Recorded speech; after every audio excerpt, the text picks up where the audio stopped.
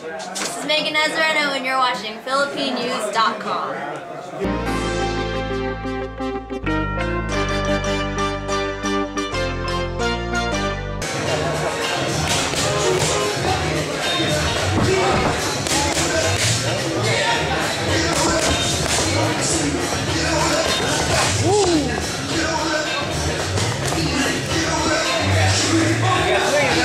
So Donaire coming off of a spectacular 2012, active year, fighter of the year caliber, against somewhat of a mystery in Guillermo Rigondeaux. A lot of amateur experience, a ton of amateur experience, barely near 10 on professional fights. His professional fights lately have been, his last two have been inconsistent in the sense that Tian Kennedy was an absolute, destruction, pinpointing and artillery missile shooting type of performance. American is a bit of a different story.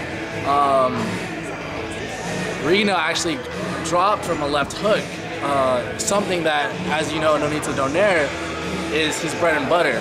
So, after speaking to Nonito, Nonito makes his own fights. No matter what style he's facing against, he does his thing, and not necessarily much of an adjustment because he makes them do what he wants to do. Whether it be Matabula covering up and him just teeing off, or someone like Arce, fighting back and countering beautifully.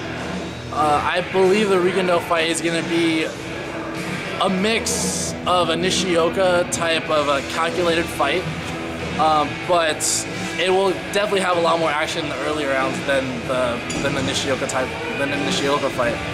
I can see it going a mid KO.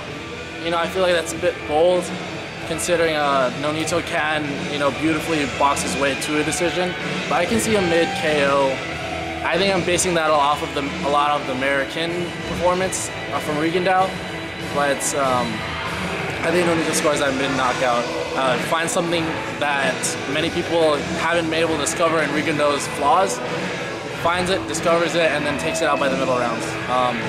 So yeah, Nonito mid KO, left hook, maybe a flurry to TKO.